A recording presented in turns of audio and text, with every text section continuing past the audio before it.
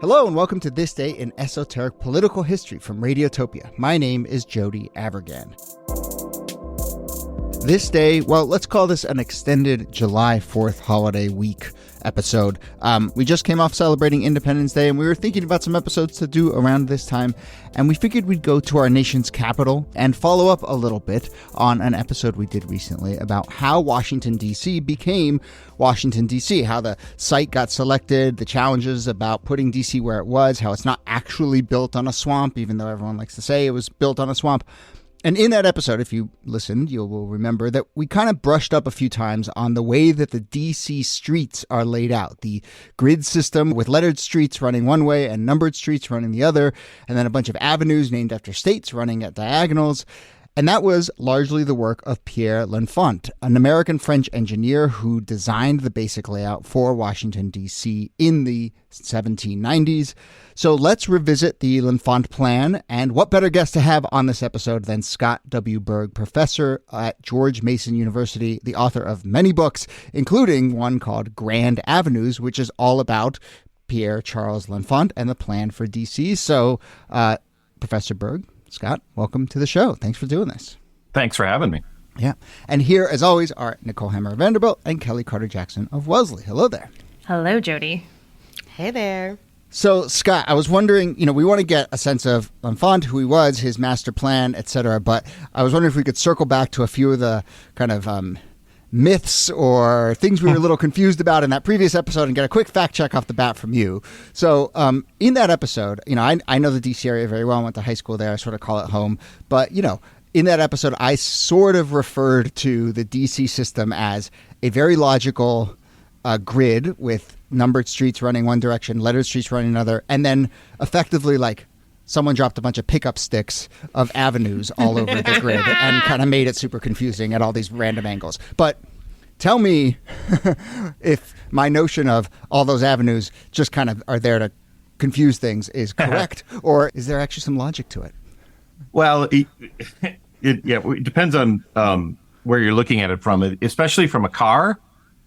You're absolutely right. It's not a famously car-friendly city. But if you're walking, but in 1791 that wasn't an issue when L'Enfant began work. And if you're on foot or you're on a horse, it makes a lot more sense.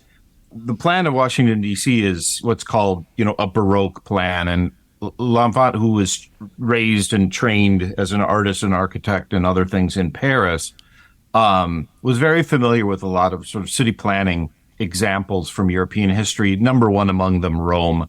The redesign of Rome, the Rome that you visit today, is, more or less a grid, not as rigid a grid as DC, but it's more or less a grid with a bunch of diagonal avenues that connect churches there, and are sort of some of those church sites are indicated, of course, by obelisks, not all that dissimilar from the Washington Monument. And then those long, long avenues provide you these great vistas that you sort of look down, right, in Rome. And everybody who was any kind of artist or city dweller in Europe at that time would have been familiar with Rome. Paris at this time, Paris before about 1750 was a very medieval city. You would have gone there. And if you've ever been to Paris and you've been in the winding streets and the kind of like the dead ends and all that, that Paris was kind of all of Paris before the 1750s. But about 1740s, 1750s is when all this, the squares that we're familiar with start going in, and the Champs-Élysées begins heading west up to what eventually becomes the site of the Arc de Triomphe.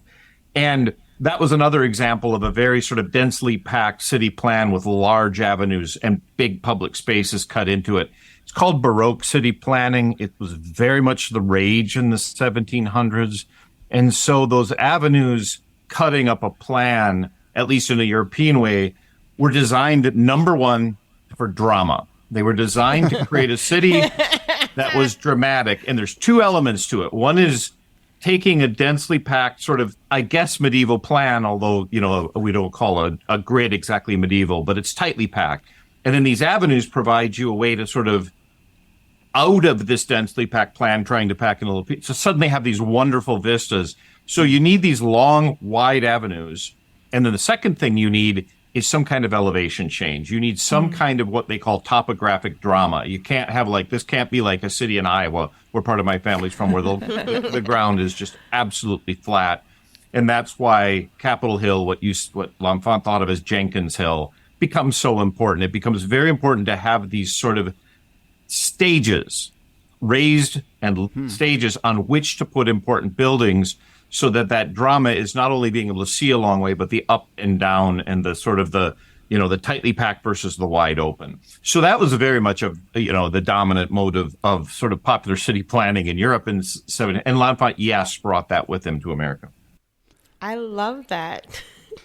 No, I love that. There's something about like a familiarity that I have when I'm in Washington, D.C., or even New York for that matter, or Paris, where there is a sense of like being able to sort of know where you are based on like the Eiffel Tower, or based off of the Capitol, or the Washington Monument. Like, these signposts are more than just like markers. I think that they are meant to, like, I don't know, get you to think about the city in a particular kind of way, or think about the space that you're in. I think Frederick Douglass's house is on Cedar Hill, which is a huge hill in Washington, D.C. Yes. And just being able to look out at everything, there's just I don't know. I appreciate the aesthetic is what I'm trying to say. Yeah, and in Washington, that function is fulfilled, interestingly enough, by the Capitol, fulfilled a little bit by the White House, but much more by the Capitol. But then, of course, today, that function is fulfilled by the Washington Monument. It's kind of an amazing choice for a monument.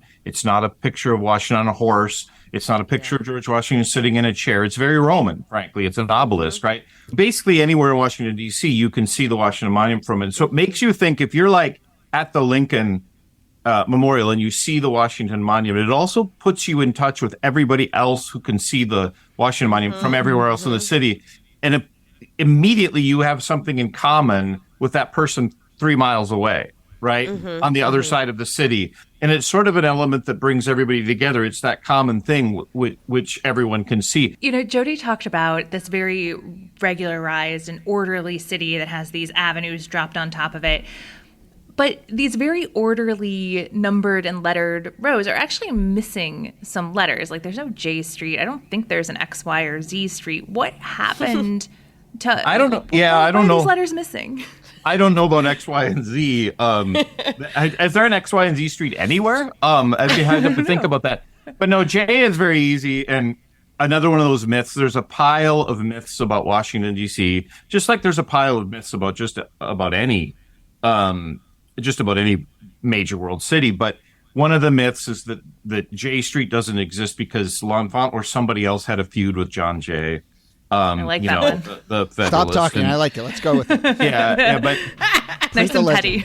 But really, but think about it. If you read 18th century documents, remember there's a lot of weird cartography and on 18th century documents, and the I and the J were almost indistinguishable. And you'll find many 18th century towns and cities that either have an I or a J, but they don't have both, because they're just hard to distinguish. So there's a lot of sort of the responses to some of those myths about Washington, D.C., frankly, are a lot more boring than the myths themselves. I mean, that's one of the... that's why myths are great, right? Right. Because we get bored with the truth, and then we say, no, this is more interesting. Yeah, I and J being similar is not very exciting. But do we know about... what about all the 50 states? Because I went to Howard, and I remember seeing, there's the classic Georgia Avenue, and then you have Florida Avenue, and then, there was sort of a goal to try to find, the state that you're from, to take a picture on that street. Yeah, I'm from Minnesota. All 50 states? Yeah, I believe they do. Minnesota, where I'm from originally, has one of the it's not as interesting a street as some of the originals. I have to remember, when it was built, we had 13 colonies. When it was made, we had 13 colonies that had become states. Vermont was about to be admitted right at this point, so really 14. But over the years, I believe they filled in everything. Yeah, but to me, what's one of the most fascinating parts of L'Enfant's plan is not so much the names of the streets, because, to be really clear, he produced a plan, and as that plan came to fruition, it was handed over to Thomas Jefferson and Madison. And they are responsible. They and the commissioners of D.C. are responsible for the naming of the streets and, the lettering, what's a street and what's called an avenue and all that. L'Enfant didn't have anything to do with the naming of the streets. What he did have to do with is this idea that, in fact, the plan of Washington, D.C. would be sort of responsive to both the federal nature of the United States and also the Republican nature of the United States, in the sense that his original idea was that all these major, we have a ton of circles, squares, open spaces. And his original idea was that all of the original 13 states plus Vermont would be given one of those to develop as they saw fit. And so instead of a Logan circle, you might have what we would call Massachusetts circle, or name one of the states. And they would be given that land. And then who would live on that land? Well, during congressional sessions, you'd have the representatives and their senators. But then you'd also have all the people lobbying.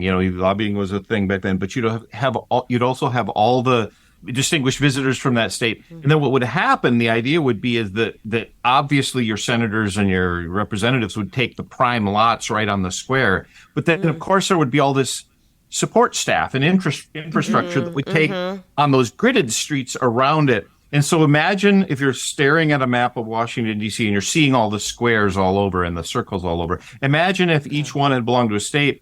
The idea is that each state has its own little mini home within Washington. I love that. Yeah, I love that too. It's a great plan. And so, I agree. And if we think metaphorically, then the city becomes a metaphor for what America was doing, because it becomes, as you go from Massachusetts to Connecticut Square, maybe it's a mile between those two circles. It fills in, all of them start connecting, and it becomes a metaphor for the, 14 states sort of knitting together to become the fabric of what becomes the United States of America. It's a brilliant idea. L'Enfant came up with that. It's in a lot of his writings. It was never implemented at all. But so it's interesting to think they didn't have enough squares to have 50 state squares. And so that's the way I think of it, is they would have eventually run out of space. And so some of the more, your Alaska and Hawaii would have been like, well, you get a side street here, but you don't. You get the corner. Exactly. I want to return to this conceptual stuff, but just to put a bow on the avenues named after states, there are, in fact, 50. And then there's a 51st. There's a Puerto Rico Avenue. And then there is a question about whether Columbia Avenue is a nod towards D.C., which, Washington, of course, D.C. whether D.C. itself is a state is a big controversial thing. And so, some people say, okay, that counts for that. But we got an email from a listener after our last episode, actually a listener who recommended that we talk to you, Scott. But Alex said that there is a bike association, the Washington Area Bicycle Association, does an annual ride every year that touches on all 50 of the avenues. Ooh, nice. And interestingly, he points out, because the grid system is at very, at right angles, but the avenues go at all sorts of different angles. And he says there's it's sort of not the funnest ride because there's just all sorts of crazy sharp turns because you're going off one angled street onto another angled street and so forth. But it is a very cool thing. And then the final thing that I just kind of have noticed, no surprise to your point, the original 13 colonies get these Massachusetts Avenue, it runs 10 miles, right? I mean, it's super long. And then they start to run out of space. And so you can just sort of see, it's almost, in order that as states were admitted, they get smaller and smaller little runs, And so North Dakota is 0.3 miles or 0.4 miles long. Yeah, except for Wisconsin, which got this fantastic avenue running up to the northwest. I don't know what Wisconsin did to deserve that, but and moreover, Wisconsin, you can time the lights and you can drive all the way from Georgetown to Maryland. Yep. If you just Yes. go with exactly. I've done that many. Anyway, Wow, that's crazy. I'm thinking about where is California, or I'm thinking about the western states like Washington. Would people confuse Washington State for Washington D.C.? Is that why it's Columbia? Yeah. I'm just thinking about all these logistical things. But there is a Washington. Well, and as you can imagine, Pennsylvania obviously gets the good one.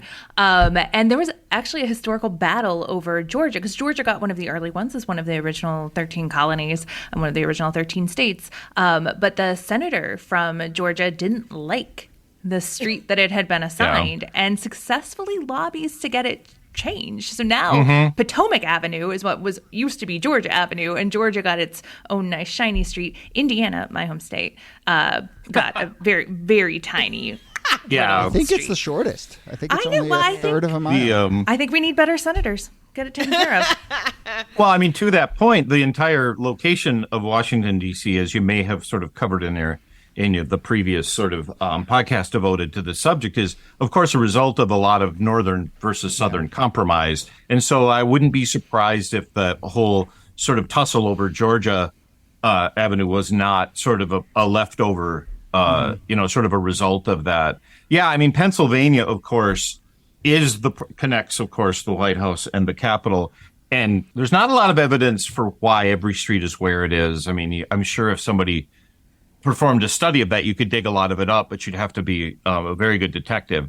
But some of the major streets like Pennsylvania, I mean, that's very clearly a consolation prize for Pennsylvania, which was one of the 3 or 4 candidates for the location of the federal city. And their hopes were dashed by the Compromise and by the Residence Act. And so we're pretty sure that they said, okay, you didn't get the capital, but you get the most prominent street in the capital. And those stories are very interesting. And you're right. I mean, New Jersey gets a prominent avenue. It was, very prominent. And so the different states and the way they're sort of embedded in the plan would make for, frankly, a fascinating book. I'm not going to write it, but I think somebody from DC could do a great job with it.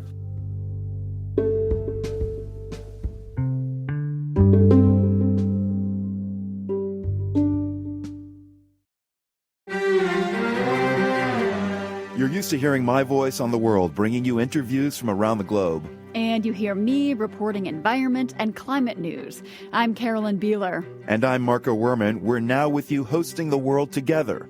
More global journalism with a fresh new sound. Listen to The World on your local public radio station and wherever you find your podcasts.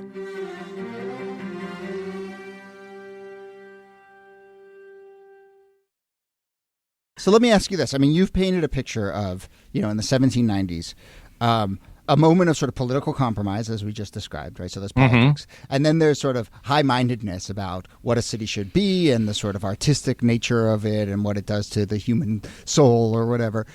Where on the list in designing the city was, this should be easy to navigate? Were there voices in the 1790s saying, like, with an eye towards that, just sort of towards logic? Well, I mean, the major avenues could be up to 160 feet wide. And some of even the smaller streets were in the neighborhood of 8, very wide streets, as everybody's, like I said, I mean, it would be interesting to empty Washington, D.C. of cars one day, right? Just empty it of cars and put us all in carriages and even bicycles, right? I mean, although that wouldn't have been happening then, and on foot. I think that on foot and on horseback, I think DC is actually easier to navigate than, say, in New York. And it gets back to, Kelly, what you were saying. It has to do with DC is, when you're moving through it in a car, it's very weird and confusing. But if you're on foot or on horseback, it's actually really easy to conceptualize, right? I mean, because what happens is you regularly get to streets where you can then see a little more than a mile down the street. The other thing about DC is that with the location of the Capitol, location of the White House, and then you also have the fact that as you go north in DC up toward U Street and Florida Avenue, which is kind of the northern cap of DC, the elevation change is really remarkable. You basically, everybody knows this, who's like, you mentioned kind of the Frederick Douglass, but you start, once you move north out of DC, say on 16th, we're moving north from the White House, you start moving very dramatically uphill. In fact, in some places it was not navigable and they had to do a lot of excavating and grading just to make it passable. And so you feel that. And so DC has a very recognizable shape. Plus, something we should probably not miss is the location of the rivers, that V made by the Potomac and the Anacostia River. Those orient you very quickly and very easily. So if I'm standing, say near the White House, I know where the Potomac River is, I know where the Anacostia River is, I know where the Capitol is, I think it's a very easy city to orient yourself in. In fact, it's one of the world's easiest cities to orient yourself. To move through, that's a different question. So no, I think the absence of the combustion engine sort of answers your question, Joe. Good case for banning cars. Yeah. I know. Well, DC would be a great place to ban cars, but good luck, Yeah. We've talked mostly about the plan, but I'm just curious, kind of you wrote a book about the man. What else do we need to know about him, both in terms of how it influenced his design or paint a picture of this character, L'Enfant? What I would say is, L'Enfant was the son of a court painter in Paris, a court painter in service of the king. And he grew up in an atmosphere that was very much about a central authority who had sort of absolute right to chop streets through a city. The Champs-Élysées is an example. I mean, when they wanted to move a new street through Paris or build a new square, they didn't have to ask anybody. They just did it. And it was all at sort of the behest of the king. So that sense of like artists having the patronage of the state is really interesting for this reason, because L'Enfant grows up watching his father. His father was a painter of battle scenes and got all kinds of commissions and did a lot of really interesting work. L'Enfant comes over to America, which is very sort of who has the money to buy a lot and who has the money to build a street and who has the money to do this. But I'd say the number one thing I'd say about L'Enfant is he eventually comes at Valley Forge for the first time, comes into the orbit of George Washington. And L'Enfant falls under the patronage of George Washington, just like his father was under the patronage of the King of France. And what's most interesting about that is how much a true believer George Washington was in the project of the federal city. Washington was a federalist. He believed in a powerful, visible central government. Okay, he believed in the United States of America, right? And so L'Enfant comes under this sway, and L'Enfant, at every step of the way, has the support of Washington to design this giant city, which goes so far beyond what anybody would have capable of imagining. L'Enfant says he sort of comes to America, he fights in the revolution, he becomes sort of this designer in New York City and somebody people turn to for houses and celebrations. He plans all this stuff. And then when he's given the job of the federal city, the first thing he tells George Washington is, you want this little city somewhere. I want a city that can someday house 1 million people. And everybody in America, including Jefferson, who said this, everybody in America who heard that would have at that point would have said basically, you're nuts. Because the biggest city in America had like 50,000 people. Then it was smaller than where I live in Reston, Virginia. And he said, no, I envision a city with 1 million people. And everybody said, that's crazy, except George Washington, who said, go for it. Okay. And George Washington said, let's see the plan. And I think that to follow the story of L'Enfant getting to America, you have to follow the story of George Washington's own hopes and dreams for the federal city. So L'Enfant believed in George Washington to a degree that seems, in retrospect, foolish. Like George, he thought that the rest of his life, George Washington would protect him. And L'Enfant only lasts for about 11 months on the project. And one of the reasons he lasts for only 11 months is because he thinks that if he's got the approval of George Washington, he can piss off everyone else. Especially Jefferson, right? Jefferson and everybody else. He thinks as long as Washington is behind, because that's how it worked in Paris. Yeah. And especially for an accomplished artist.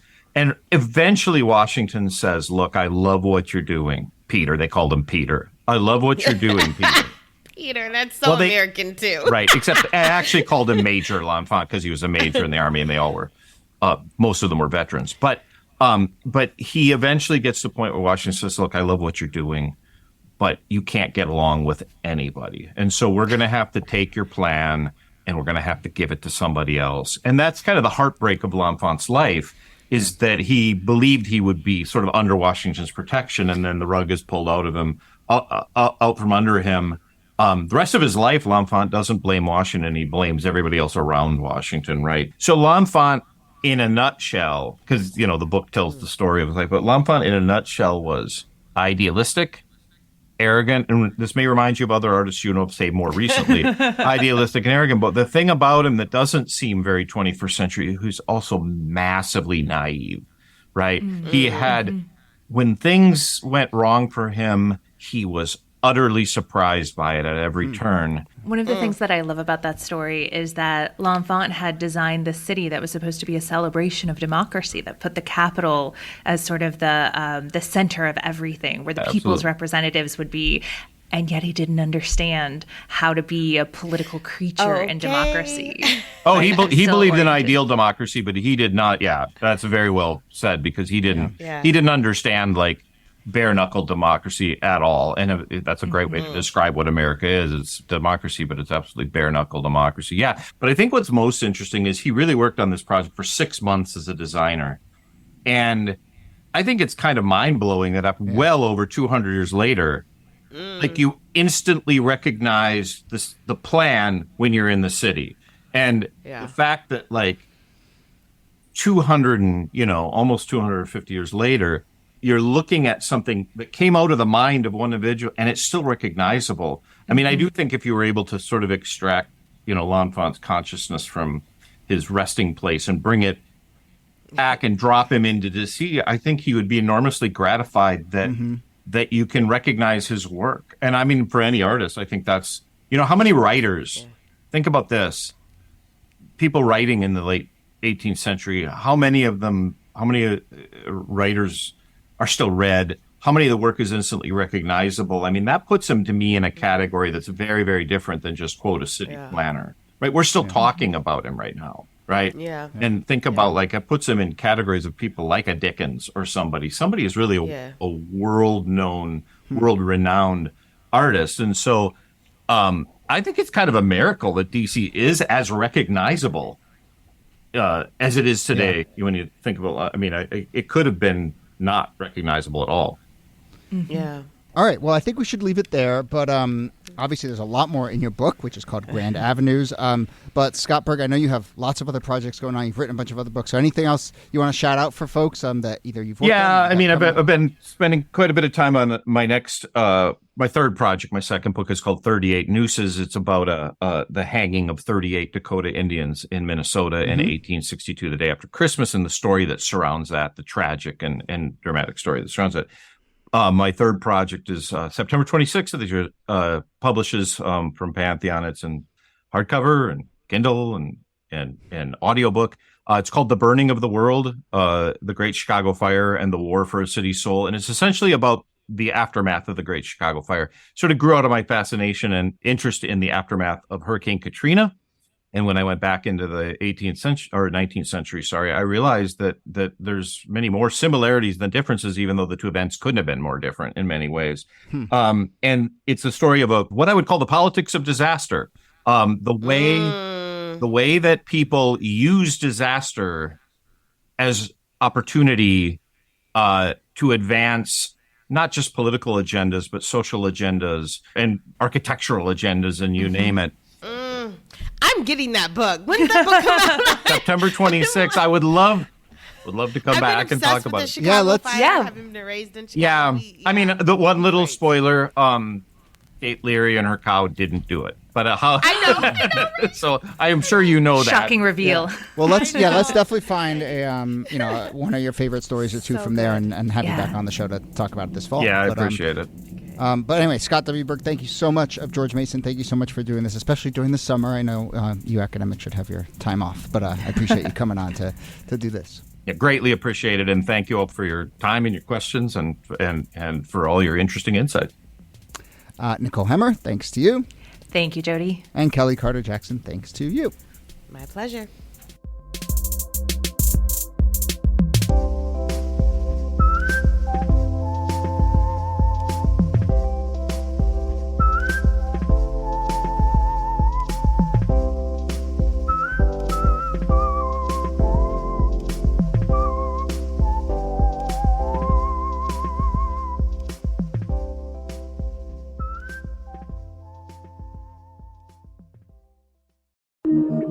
Radiotopia. From